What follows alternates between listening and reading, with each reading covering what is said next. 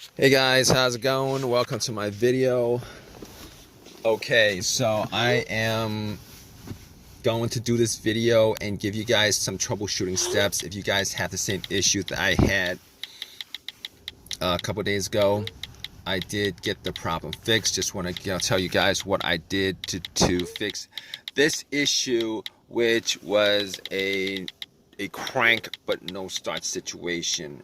All right, so basically I was at Walmart and parked my car, went to Walmart and spent about an hour there, came back out and tried to start my car, and my car cranked but it did not start. It kept on cranking but it did not start. So basically best place to be if I had a situation when I had that situation, considering if it's something easy to fix, I could probably get a lot of things. But anyway, I cranked it a couple of times. It kept on cranking.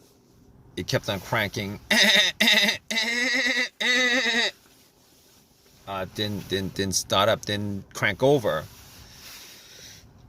So first thing that came to my mind was it's probably the battery, right? Haven't changed the battery for a couple years. Probably the battery. I haven't actually touched the battery for a couple of years. Haven't changed it. It was, there's probably corrosion. But here's the thing about it. It was a strong crank. It wasn't a weak crank. It wasn't a slow crank. It was a strong crank.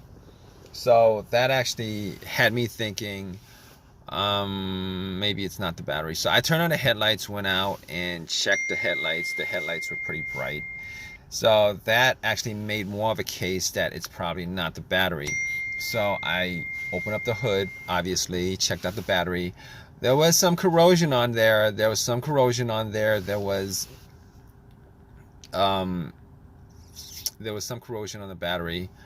So basically what I did was I took some cans of Coke that I bought and put 2 cans and pretty much just dunked it on the terminals, pretty much just poured it on the terminals. It's kind of messy, it's kind of dirty, it's kind of messy, it's kind of dirty. It's gonna turn syrupy on you if you guys do that, but it will. Just take some water and rinse it off, guys. That's what I did also. But anyway, it oxidizes, it bubbled up. A lot of the corrosion was taken, came off. And went back to Walmart to get a couple of things. Went back to Walmart to get a wire brush. And pretty much cleaned up the battery terminals. Got a little set of wrenches and but I probably probably didn't need to do all that because I actually have a power pack to test that out. Thinking about it right now. But anyway, I cleaned it up, try to crank it. It cranked. I mean, the crank might have been a bit stronger, but it cranked. Just didn't turn over. So I was like, all right, I forgot that I had the power pack in the back, but took the power pack out, popped it on, and try to turn it over. It cranked. It did not turn over. So at that point, I was like, okay,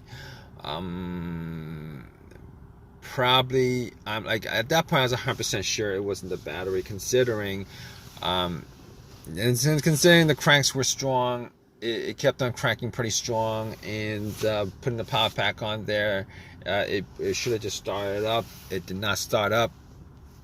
So at that point, I was like, I can rule out it's not the battery. All right. As far as the wiring on the battery, I could rule out that it wasn't the wiring on the battery either, because I actually did check out the ground wire. The ground wire is a negative cable, guys. For the most part, the ground wire is just connected to the frame of the car. I looked at the ground wire just to see whether there was whether it was loose, rusted, anything like that. It wasn't. It was very tight onto the frame, connected. There was no frayed wiring or anything like that. So I was like, okay. Okay, it's not probably not the wiring, probably not this. Okay, so I'm ruling out things at that point. All right, I'm ruling out the battery, I'm ruling out the wiring, and on top of that, I ruled out the alternator. The alternator wasn't really in you know what I thought it was causing it anyway, considering you know, it cranked up pretty strong. And cranking up pretty strong means that the battery was pretty strong. And when I put the cables on from the power pack, and it didn't start off up, you know, it's not the alternator, guys. You guys think it's not the alternator, it's none of that other stuff, okay? So at that point, I was like, here's the thing. As far as me, if you guys are in this situation, you guys trying to troubleshoot this whole entire thing, trying to rule out certain things. All right, here's the thing. There was no check engine light on the dash at all. No check engine light on the dash before the situation happened. I haven't had a check engine light on my dash for a while. Had some other issue, but that was a long time ago. No check engine light on the dash, okay? But I have an OBD2, and I plugged it in. And what you know, this situation could be caused by also your car's computer not registering, not connected to your car for whatever reason. Could be a fuse, a short somewhere, whatever.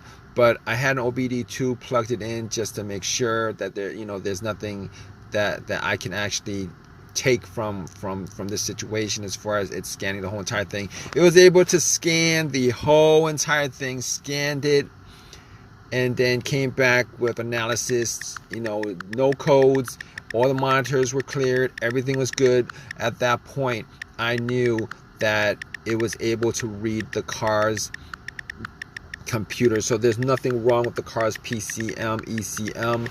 There's nothing wrong with the computer at all that's causing it. On top of that, like I said, very important whether there's a check engine light or not check engine light when it comes to troubleshooting this issue.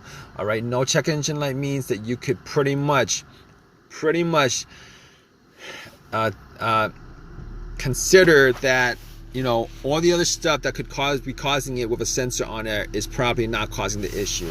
And when I say this, I mean the mass airflow sensor, I mean the throttle position sensor, I mean the camshaft sensor, I mean the crankshaft sensor, I mean every single thing that you could possibly think of, all those things that you could possibly think of that has a sensor to it that could be causing this issue, you could pretty much just rule every one of those things out. Pretty much. Not always the case.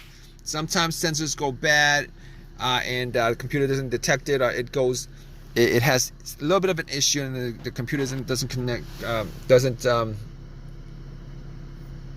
detect it. But in this case, ruled all those things out. Camshaft, crankshaft, position sense, throttle position sense, root every one of those things out. So at that point, all right, I'm down to pretty much a couple of things. Fuses, relays, the fuel pump maybe. Okay, it could be a couple other things outside of that. But we're just gonna troubleshoot little by little. So I was troubleshooting it little by little.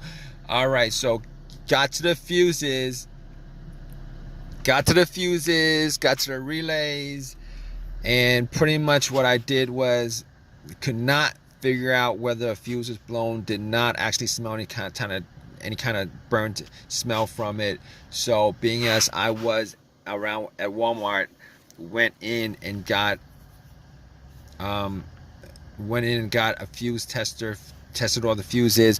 All the fuses were good. You know, all the fuses were good. There was not a single problem with the fuses. And I pretty much came to,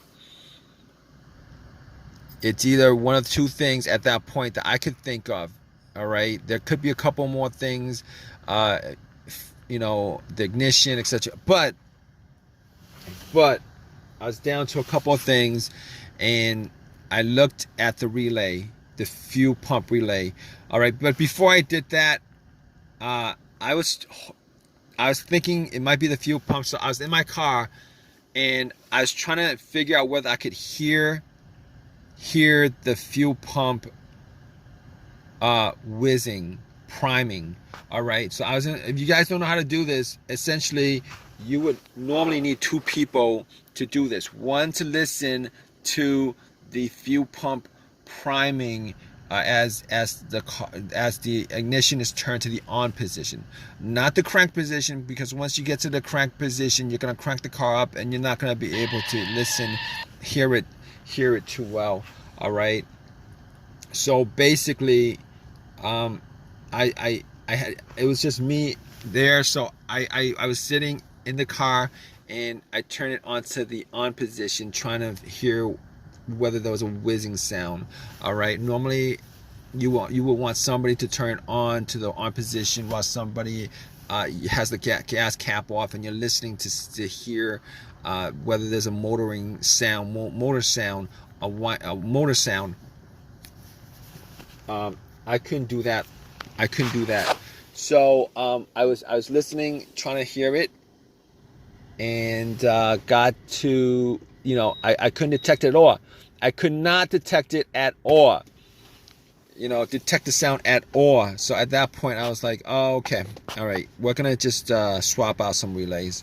So I looked at the fuel pump relay, and I noticed that there was another relay that was the same. I'm not sure exactly where that relay actually, what component of the car that relay was for. Popped that relay out, popped it in, popped the relays out of the fuel pump, popped that relay out, swapped it. Swapped it. Guess what? It cranked over. Easy fix. Because if it didn't crank over, I would have been sure that it was the fuel pump that was the problem, but it cranked over, guys. So pretty much at that point, I knew it was the relay that what needed to be swapped out. Drove it to an AutoZone, got the relay, and pretty much just swapped the right one back, and threw away the bad relay, popped in a new one, and haven't had any issues since, guys. So if you guys are in this situation and you guys are looking for some troubleshooting tips on stuff like that, okay, just pretty much do what I did as far as troubleshooting each of those components. Hopefully you don't have a weird situation where it's some pretty crappy situation where it's a computer issue and the computer's not connecting to your car, which comes up every once in a while, or maybe even a fuel pump issue where you need to swap out a fuel pump, which is a lot more expensive than a relay. But I hope this has helped you guys out. If you guys like this video, please leave a comment in the comment section. Please subscribe. Please give me a thumbs up. Thanks. All right, guys, take care.